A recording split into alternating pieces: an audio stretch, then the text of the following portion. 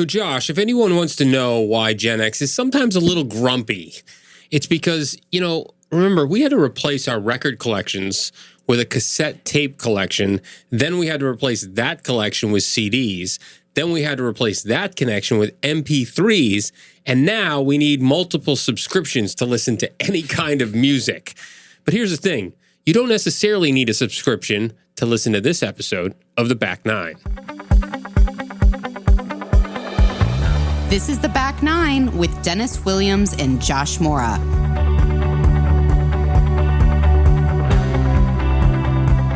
So, buddy, true story, right? Has any generation ever had? I guess the boomers had 8 tracks we could add to the mix. Yeah, they're still around. Well, you had to think about video too, right? I mean, you had Betamax. Remember Betamax? VHS to TiVo and DVRs. Now we just stream everything. All of my stuff for my kids is on like 6 different formats. Right? And then you go to somebody like, oh, we don't transfer that format. Like, what are you supposed to do? Like, I have stuff that I have to pull out the old camera somehow and watch it. It's how about crazy. that? I had a handheld home video camera before we do everything with our iPhones now or whatever phone I had you use. several of those, all with different formats. Everyone had a different format. Yeah. It's not, and now Apple, God love them because they host the podcast too, but you have to have a different cord and a different, every phone, you can't keep the same, it's such a racket that you have a different charging cord and a different charging block.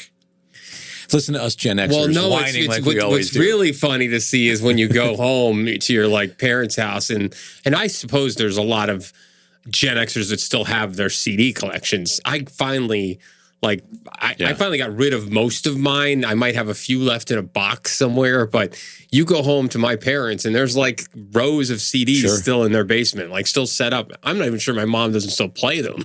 I had a CD tree that was like art in my house, right? Because it was, but hey, so as we're recording this, we're ahead of your wedding. But when this drops, it's literally the day that we're all coming back. Yes, that's true. So wow, right? Here. I mean, you're a married man now. I mean, you will be. Well, we're pretending. Yeah, we're pretending. But that prompted the question. I don't know that I've ever asked you this, which is when you first started telling other people you were getting married again, and putting aside the fact that Beck is incredible and wonderful and a perfect fit for you guys. You guys are great together. But when the whole idea of getting married again, how did people react? Boy, it was pretty varied. Most people are always really happy for you that if they're close, and if in particular if they knew us, they were really happy for us because they knew we were a really good match. I will say you do get those cutesy, are you crazy? What are you thinking? That kind of thing, the macho, or, kind of thing. Good for you, and then they roll their eyes. Whoa, whoa, wow! Yeah. Why would you do that again? And truth be told, I had told people that I didn't think I'd ever get married again. I had told a lot of people that based on my divorce and what I went through after that. And I'm I'm good. And that changed. It changed because I met the right person and somebody who deserves to be married and we deserve it together. And and to do that journey and make it more than girlfriend, fiance. And there's a spiritual part of it for me too, as you know. Yeah. It's just interesting. The different reactions are funny. When I was first divorced, and it's happened other times too along since, people have asked, well, will you get married again? Or do you want to get married again? I'm like, how do I know? I mean, maybe. In the end, for me, it's not, that part of it isn't that important to me. If it really matters to my partner, the person I'm dating, yeah, sure. If it really matters the other way, fine. The more important thing about it to me is the quality of the relationship. Are we committed to being together and building a life together? Yeah, and I think the sanctity of marriage still means a lot to me. Not just something. It means a lot to me, and it means a lot to have kids and grandkids see that you still respect the sanctity of that. That's a piece for me as well. It doesn't always work out the first time. And like we like to say, you only can do this twice. That's right. You only do it twice, right? Anyway, we've got a great show for you. This is, if you recall, last week, Josh surprised me, blew me away, by the way, with Annika Sorenstam. Such a good episode. She was terrific. And I hope to heck I'm able to surprise him in the same way. Can't wait. After this. We'll be right back. Friends, over the last few seasons, we've introduced you to our friend Pete, or more to the point, our friends at Pete. Pete is the present and future of corporate training. It's a proprietary platform that allows mid-sized companies to build relevant, contemporary training programs quickly, efficiently, and inexpensively. With Pete's AI-powered platform, you'll get customized, interactive, threaded curriculum built in a fraction of the time at a fraction of the cost. Whether it's compliance, leadership, sales strategies, technical skills, employee onboarding, or anything your company needs for its ongoing training and culture demands, Pete designs and delivers exactly what you are looking for: fast, efficient, and effective. With Pete, you can focus on what matters most: developing your employees and growing your business. Pete, corporate training reimagined. Visit Pete.com. That's PETE.com to learn more and get started today. I'm Jenna Fisher. And I'm Angela Kinsey. And together we have the podcast Office Ladies. Just because we finished rewatching The Office does not mean we're going anywhere. Every Wednesday, we'll be sharing even more exclusive stories from The Office and our friendship with brand new guests. Plus, you can revisit all the Office Ladies rewatch episodes every Monday with new bonus tidbits before every episode. So follow and listen to Office Ladies on the free Odyssey app and wherever you get your podcasts. All right, back to the show. Welcome back to the show. This is a back nine surprise guest for Josh. Last week, he surprised me. This week, I'm surprising him. We both know this person, Josh, obviously. Okay. We both covered this person. So now you know it's Buffalo. Yeah. He scored his first NHL goal 35 years ago on his very first shift. Okay. But he was not known for his scoring, really. He was most famous for a rule that has to do with not allowing your shoulder pads and pads to come off. I know who it is. You can reveal it now. I can. It's Rob Ray. Razor. What's up? How we doing? Great to see you, brother. How are you? Not bad. A little tired. Big game last night with the kids. So, all right. I love it. Everything's great.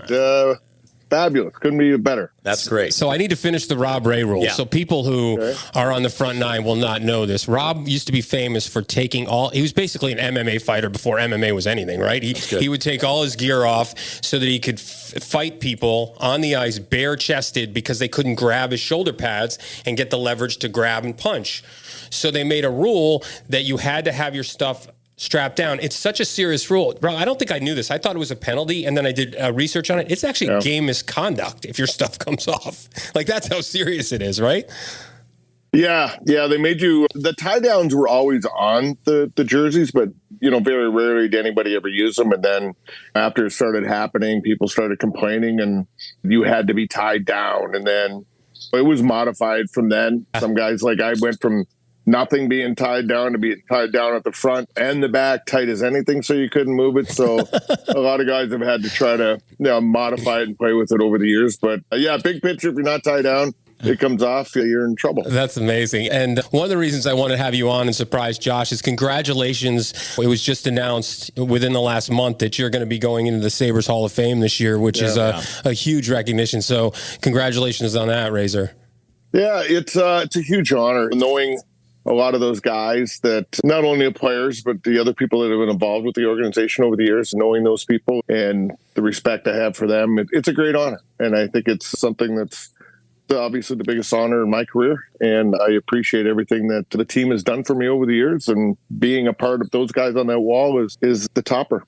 Rob, not only did you score on your first shift, you scored in the first game I covered in Buffalo in like February of whatever year that was, 1996 or something like that. But when we're talking about honors, I also remember sitting with you outside what was then Air Canada Center when you won the King Clancy Award. Yep. And so, there's a real legacy, Rob, that you've left behind. There's a rule that's in your name, and you're in the Sabres Hall of Fame, and you're an NHL trophy winner. When you look back at the length of your career, how do those things all line up for you in terms of importance, significance, and what you realize you've contributed to the game? Well, there's different levels of players, and you could sit there and think that you're one player or another. But, when you get slotted into an area that this is the way you're going to play, then there's really not much changing that. So you accept it. And for me, sitting there was no other chance of winning anything else. And I didn't go do what I did to win the King Clancy. It was just It was just the people in town accepted me so early in my career. They were so good to me. We had some unbelievable leadership when we were here, like Mike Ramsey and guys like that really got a hold of you and said, hey, this is what you got to do. Mike Foligno, all these kind of guys that were like, get involved in the community. This is what we do here. This is what it's all about. And I got good direction early. And I loved it. I was single. I had all the time in the world. You go and do a couple events and you see the difference you can make, the smiles on people. It was like a drug. It was like, I want more of it, and did it. So I think by hockey-wise, yeah, it's great making the Stanley Cup and all that, but being recognized the way I am, maybe through the Sabres and this King Clancy, because above everybody else in the league at that year that you're being recognized for it, I think it's pretty cool. And it's something you look back, and that's, you don't say a legacy, but it's something that we were in Vegas the other day and sitting with a bunch of guys that won it, telling stories of what we did and how we are. And we're all the same kind of guys. They're all guys that brought up the same way and just wanted to give back. So it's pretty good. It was a special order, just for our audience. The King Clancy is for community contributions, and Rob has been such a paragon of the community in Western New York ever since he stepped into the Sabres uniform. Yeah, and it's interesting because I don't think you could have an athlete. I mean, there's a lot said. The modern day version, everybody says Josh Allen just fits Buffalo so perfectly, right? Like the original for that is Rob Ray. Like absolutely. I don't think you could pick a personality that fit a community more than you fit Buffalo. Not that you wouldn't have fit in anywhere else, but just the fact that your legacy of playing, leading the team all time in penalty minutes, that kind of blue collar way you played, and then what you've done subsequently is significant. I mean, you've been in people's living rooms as a broadcaster in that town for decades now since you left. So that's the scary part right there, right. That they actually listen to you. And that don't you find it funny? It's guys like myself that are in this business and backup goalies. We're the ones that sat back and watched all the games and listened in all the meetings when all the other guys were kind of just doing their thing. But no, yeah, that part of it, the TV part is weird, man, but it's fun. I've been at 20 some years and I still have no idea what my job is. Well, if it makes you feel any better as broadcasters, neither did we. So, it's amazing. Like, what is your role? Yeah. I don't know. Just sit there and shoot the shit about what's going on in the game. That's it. Is it, now that you have that perspective, is it strange for you to see the kids of people you played with? I mean, you mentioned Mike Foligno. Obviously, Nick and Marcus have been in the league a long time. I think about Brady Tkachuk. You obviously played against his dad. Is it strange to see those kids you may have known when they were running around the locker room at 3 or 4 years old, and now they're major contributors in this game that you played also? Oh, absolutely. Some of those kids were stuffing in garbage cans upside down and just making life miserable for them. I've been dressed up as Barney and Santa Claus for some of those kids that are in the NHL now. So, yeah, it's cool, though. It's really nice to see. And a lot of guys that you even played against and their sons are making it. It's nice to have that connection. And I think you sit down and you talk to some of them when they come into town or when you're on the road and just telling stories about their old man and what they went through. And sometimes they said, oh, it's all about them, but there was something before them. And when you can kind of relate to them that way, it's a really cool feeling. And I get a lot of good laughs. So it's a lot of fun when those guys are coming up through and you can share that moment with them. That's really cool. Rob, one of my memories, actually, it's my father's memory. I took him to a practice once when I was first starting out in Buffalo. I was probably 26 years old, and it was a practice, and I took him when I was traveling with you guys. And my dad remembers this very well. You, like, beating the crap out of 18-year-old Jay McKee. Like, you were trying to teach him how to fight. Like, those are the kind of things, like, you would bring the young guys in, and here's an 18-year-old defenseman who ends up being a very, very good player, and you were just beating the heck out of him. Well, I think that's a lot of that role when the younger kids came in. You had to make them feel accepted and a part of things. And then on the other hand, when you're doing things, it was kind of maybe looking at them going, hey, the way you play, you might need a little this or you might need to work on something. So it kind of worked both ways, and it was a nice icebreaker sometimes when you could go out and just mess around like that. And as you went on, you can turn it into a conversation. Hey, maybe this is something you should add to your game or a little bit. So, but yeah, you look back now and just the people that I heard from and just little stories that guys, especially the players, texting you and remind you of things that the cool thing is what a lot of them would say to you is maybe something that you did for them along the way. Yeah. And I think that's one of the neatest things, that you left some kind of an impression, positive or negative, on their career and on themselves. So That's neat. But that's true, Rob, on the ice and off the ice. And you were always such a good shepherd of the young players. And I remember one time, there was a brief period where you guys flew into Niagara Falls. I don't know if you remember that at that airport. Yeah. And you came off and you guys had been on a long road trip and a lot of the guys were meeting their young wives. And they're young players, like 24, 25, 26. And I remember you're saying to me, these guys are crazy to be married at this age. I'm going somewhere with this, by the way, because you're right, because they're young and they have money and right, and there's temptation. And you, I think, if I'm remembering this correctly, didn't get engaged until your last season in the league or very late in your career. And so I'm wondering now, many years removed from playing and having been married, is your perspective still the same on that, or what is your perspective on that time of life when you're a young athlete and when the world is in front of you? Yeah. No, I think it's important that guys have that support system, but I think that a lot of times they'll look for it in a way of I don't know how to say this sounding bad, like a young wife or a fiance or girlfriend. But on the other hand, too, there's a part of the game where you have to experience things. You have to get out. You have to be around people. There's a lot out there that you might not ever realize is out there. And then the problem being is you see so many of them. Once they do see a side of that, then it causes problems in the other area that you've already established. So you might better just let that go for a little while, experience the lifestyle, learn to deal with that pressure maybe on your own a little bit, and not having that person to fall back on all the time. Just learn to deal with kind of maybe mature you a little quicker. But yeah, I think I was 35 or 36. Yeah.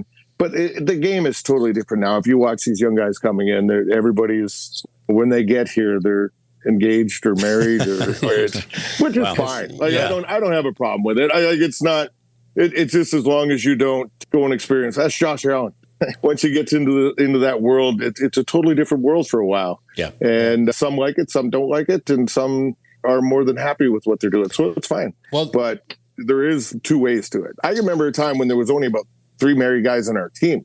And for us to be home or on the road, it was just the same thing. Yeah. It was just like that was the way we were. I remember a road trip to Vancouver that we won't talk about. This may have gotten I might have gotten a little trouble on one of the trips. Blame Randy But I was only 26, Rob, at the time, so I was single. Anyway, the other thing about that too is you're basically married to your craft, right? I mean, Derek Jeter used to say that he didn't get married until after he was done with his career in his 40s. So, and I always say this: as bad as Tiger Woods was, the only thing he did wrong was get married. Like he would have been Derek Jeter if he hadn't been married. All the stuff that went on with Tiger and all of the scandal and everything that was primarily 100% because he was married. Yeah. Nobody would have cared. So I think you're right. I think you've got to be careful. You've got to know your personality and you've got to kind of navigate that. And there's nothing wrong with waiting because again, you're not just a temptation, but you have to be married to your sport. Now, I run our alumni here, and then you have over a 55% divorce rate in the game. And every pro sport league is different, but we're one of the highest. So, yeah, that tells you a lot. Something to think about. How was your transition into civilian life? How hard was it? Did you have moments when it was tough to be married, tough to make that transition? We've talked to former athletes, and we talked to Pete Hassan. We talked to Pete Hassan about it. We talked to Ruben Brown, who's a good friend of yours, on that transition and how you go from this fraternity to sort of being you still have your friends, but it's not anything like the fraternity you were in. How difficult was that transition for you? Well, for me, I got a lot of good advice before it was officially over. Larry Playfair gave me a lot of good advice. Hey, have something, whatever it may be, that with the second you're done playing, you can step right in. So there's no sitting back, no transition period, sitting back going, oh, somebody's going to come and knock on my door to offer me something. Don't think that way. Think that you're going to have to create it yourself. And for me, I went out and I bought some properties and that I fix up, either turn or keep and rent. And that's what I was doing before the game was even past me. And so it prepared me for when I was done. I just kind of continued it. But for me, it was 2 days before a season started, and Larry Quinn calls and said, hey, do you want to try the TV thing with Danny Guerra? And I'm like, yeah, why not? Let's see what it goes. And then that was back in 2004, I guess it was, when I first started it. So I was lucky. But a lot of guys, they do sit back and they wait for somebody to come knocking, and it doesn't happen. And then the longer it goes, the worse it gets for them. But I tell young guys now, I had a conversation with a guy the other day in the back room. It was like, well, what's your plan when you're done? what do you got left? And he says, I might have 2 or 3 years left. And I go, what are you going to do? I don't care how much money you may accumulate while you play the game. You have to have a purpose when you're done and walk away from it. And don't think, I'm golfing and looking after the kids and all that kind of thing is going to fulfill that. It's not. It's not going to. You've got to have something in your life to pick up where you left off, because you find so many guys are so programmed to be on a routine, do what they're told, be here at a certain time, do this, you got to do this next. And it's just, it's unbelievable how your life is so controlled for so long. And then when it's not, then that's when they start having troubles. So my advice to those guys all the time, I don't care if it's day one of their career or at the end, make sure you have something, prepare for it when you're done, not just financially, but just to have something to do for your mind and feel like you still have that purpose. 20 years, Rob, in broadcasting. That's really quite an accomplishment. I don't think I realized that it had been that long. You've had a chance to see how the presentation of sports has evolved and how audiences are consuming sports. Is there anything that stands out to you about the way people are watching and consuming sports now from your kind of unique perspective in the broadcast booth? Yeah, well, I think that the games itself, the fans are watching, yes. But I think it's a younger generation now, too, that they're not sitting and watching games. They're the next morning getting up and watching it on their phone, all the highlights. Sports has turned into just a highlight thing now. People are more content just watching that, watching the goals, watching the touchdowns, watching the homers, watching whatever it may be in sports, that they don't sit and take the time and watch a game, I don't think, as much anymore. As the younger crowd, say the older crowd does, but I think it's important to keep those guys. Like, I got a 15-year-old son, and you'd have to tape him to the chair to sit and watch the whole game without getting up. But in the morning on the way to school, you show him every goal that was scored the night before, and did you see this? Did you see this? So, and then in turn, that's the way the kids are playing the sports as well. It's all got to be highlight stuff. Everything's got to be a highlight. It's not just the meat and potatoes of playing the game. It's all what's going to be an internet sensation type thing. So, yeah, I think that's a big part of it. The time for people maybe to have the time to sit and watch. I hope you take this the right way, but I can actually picture you taping your son with hockey tape to a chair to watch you. My son, he's been experienced a few things over the years that probably I can imagine. He's going to walk away and someday go, what the hell was that? Yeah. But, oh, well, I got the message across. That's good stuff. Right. And so what's your perspective now? I mean, we are on the back nine. None of us know what hole we're on. Do you have any kind of new perspectives on things? Do you think about things differently as you get to this point? That's kind of what this show is about. We start to kind of evaluate things a little differently. Is there any nuggets you want to share with us that have come your way? You know what? I just sit in and I go, hey, we all of a sudden we think we're young, we're vibrant, we're doing and can do anything. And you have friends start dropping all around you. Yeah. And I think that the whole life short thing, it kind of gets to you at a certain point, and it's like you're in mid 50s now and pushing 60, and it's like how many good years do you have left? And you start thinking, wasting time of being on the road with doing your work. Do you really have to go on the road? No. Why do I do it? Missing kids playing hockey or whatever may happen. My daughter's graduating college in a year, so her life will take another direction. So it's almost to that point where, hey, when's enough's enough? And just sort of say, it's time now. I've dedicated my life to this point, to the game. Now it's time to dedicate it to the family and start realizing that and doing things with family instead of worrying about a paycheck or being on the road and still being a part of the game or whatever it may be. Well, that's terrific perspective, and we appreciate having you on, and just a super great guest. I don't know if you want to, I just want to, Rob, I've had a chance to listen to a few Sabres games. I mean, we actually bumped into each other in Tampa, it's 8-10 years ago, I think now, but to listen to you do it, you're really good at what you do, and the dedication that you've given to that part of the craft, it comes through. And so congratulations on 2 successful careers to this point, and just great to be back in touch with you. I'm thrilled that Dennis brought you in. Yeah. Well, I appreciate it, guys. Thanks for having me anytime. Yeah. Thanks so much, and congratulations again on the Sabres Hall of Fame. If there's any chance, when is that ceremony happening?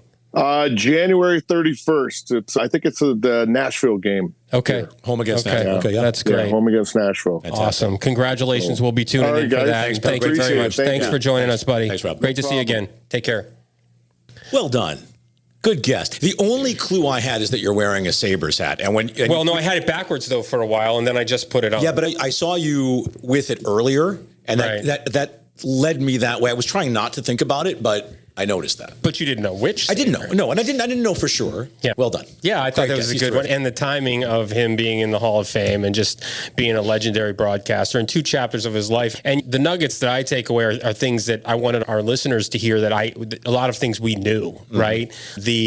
The family later in life, understanding what that time period is, the temptation, the dedication to your craft and all that.